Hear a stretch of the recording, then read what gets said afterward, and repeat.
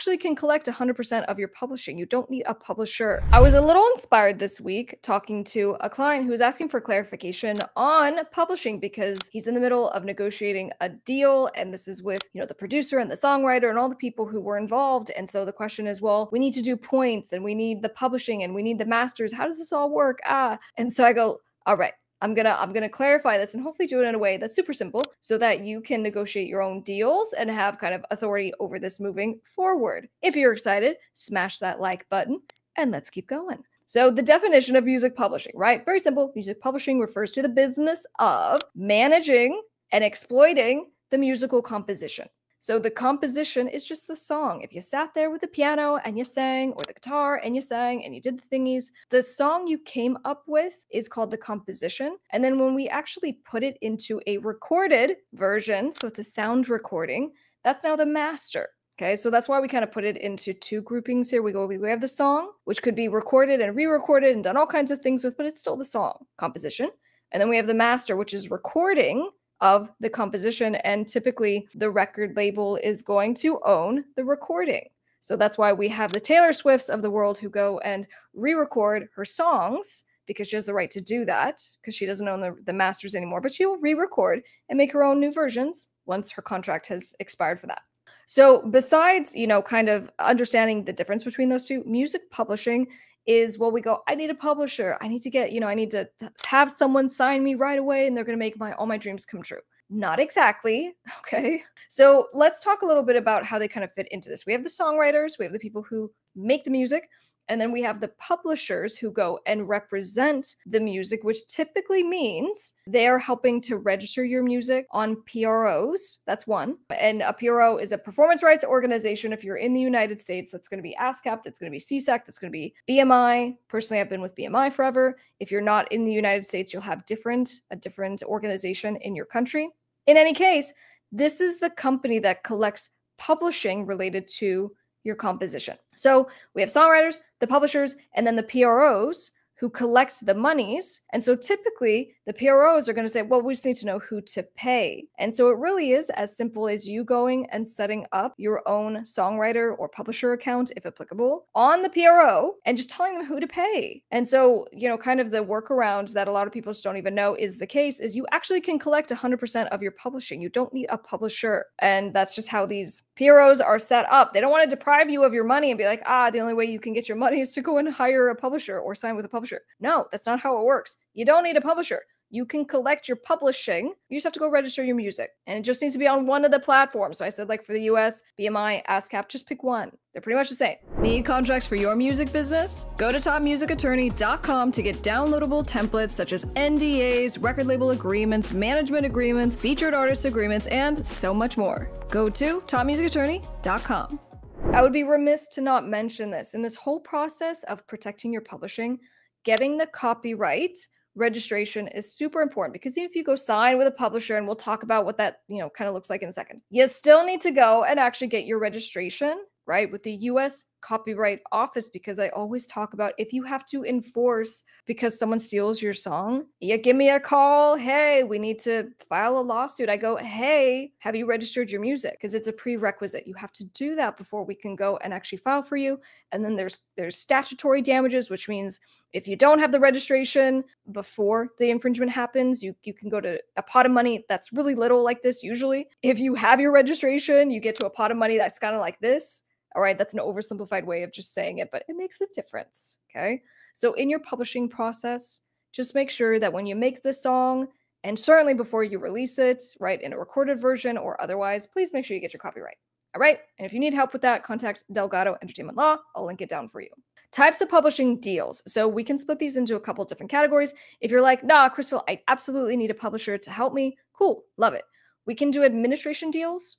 And this is pretty common, where they come in and publishers will be like, hey, we'll register your stuff with PROs, not just in the United States, but in all the countries. And we're also going to help with any licensing that you need to do, the collection of the royalties, and, they'll take a fee. You can also do co-publishing deals where the agreement would say you are assigning the copyright to the publisher during the term of the representation so they can do more things on behalf of you.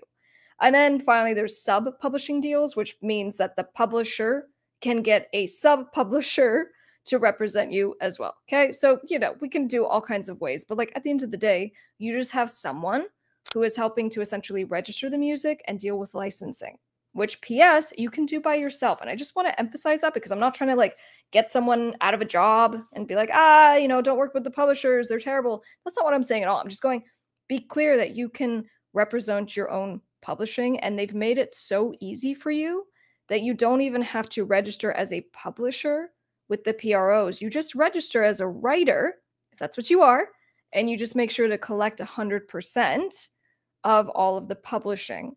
So then, royalties and income.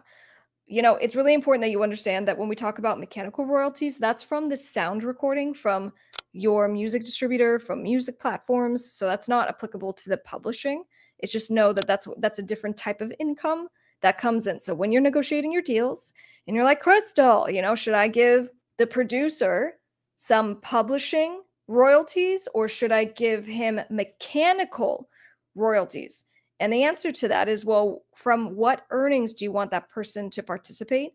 And kind of a creative way to do this, if you're like, no, I want to own 100% of my music, I don't want to have to do accounting every year and pay people out, is just give people a little taste of the publishing. And you do that by saying, all right, Johnny, I'm going to give you 15% of publishing. So that means when I go to register my song on BMI, for example, then I'll input the information, say Johnny's going to get 15%. And so then BMI is going to pay Johnny his 15% forever. And that means you have to do no accounting, no administration. That's amazing. So that's why I mentioned the mechanicals. I just go, look, there are other revenues that come in from the actual streams and the digital downloads and all of that. And depending on how you want to negotiate the deal, you can have the person participate or not participate in that. All right.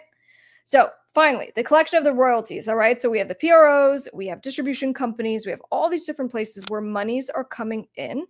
And you need to make sure that you just understand the difference. And so I just want to give you this clarity piece, which is we have mechanical royalties coming in from the sound recording, coming in from music platforms.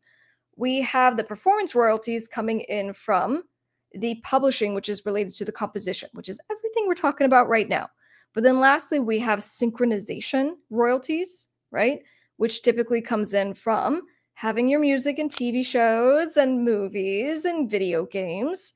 So these are kind of the three big pots of royalties that you need to be concerned about. And there's different ways to collect those different things.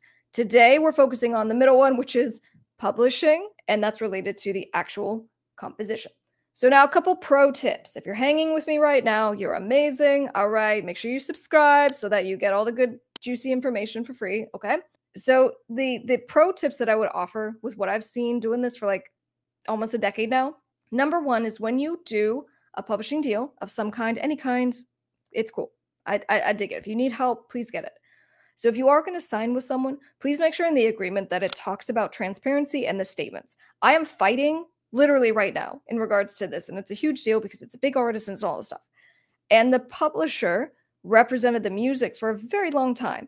And what typically happens is that as the producer, as the musician, as the songwriter, we expect someone else to do their job, aka the publisher, and to collect the money and to pay us when we need to be paid, and we're required to be paid under the contract. But if they don't, it's very important in the contract that it says, what do we do? So we go in the contract, hey, you have to provide a statement every quarter. Hey, the statement needs to provide a reasonable breakdown of what song, what was taken, were there fees taken off the top, all the things. And then if there is not that clarification, that's where we run into problems. Like what happens if they haven't done the accounting? Can we audit? So that's where I always go back to, man, you gotta have a contract and you have to have a decent contract. That's where you get an attorney to help you. It's worth the investment, I promise. Because, otherwise then you're having a fight after the publisher stealing your money for 10 years and you've lost to like $20,000 versus paying the $500 to have an attorney review it for you. So in any case, statement transparency is number one. Number two, lost agreements. Please save your agreements. All right. So the next thing is like, hey, Krystle, I need you to deal with this publisher who hasn't paid me. And I go, all right, let me see the agreement that you signed. I have no idea where it is. I can't find it. I don't know what the terms were. That just puts us in a challenging place of where to start. Doesn't mean all is lost. It's fine. You can get some help, but it just makes it a tiny bit more difficult. And number three, post-termination concerns. If you do have a publisher and then you terminate at some point, just remember that you do need to go back to the PRO where your stuff is registered and send a little letter. All right. And usually it's just like an email. There might be a physical address you have to send it to, but you have to let them know to update the information. Because guess what happens? The publisher does not do you any favors. If you terminate with the publisher already went through all the headache of registering all your music under their name on the PROs, which is how they're getting paid. And so then what happens, and this includes like Universal, I swear it does, like the biggest companies. Music Attorney is your #1 legal resource for artists, producers, and record labels. Get contract templates, one-on-one legal advice, free master classes, and everything you need for your music business. Go to topmusicattorney.com.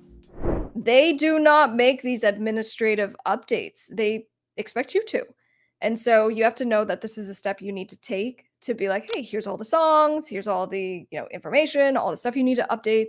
I am now the 100% owner. This publishing company is no longer representing me. And to make sure you actually get paid. Because then if you don't, guess what? All your money continues to go to that publisher and then they never tell you.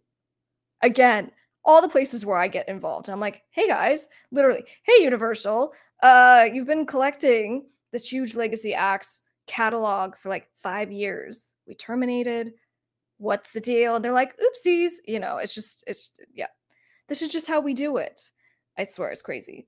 So anyway, that's your overview as far as how publishing works. But I just want to emphasize you can do it yourself. You can collect 100% of your money. You don't even need to set up a publishing company. But if you wanted to, it's just as simple as setting up a limited liability company. You have your own LLC. You use that. You register it as a publisher. But, it just usually means more fees if you register as a publisher on BMI or ASCAP versus being a writer. So the workaround, in my opinion, is just do it as a writer. Unless you really need a publishing company, just do it as a writer and make sure you are, in fact, collecting all your monies. Subscribe, and I'll help you with collecting all your royalties.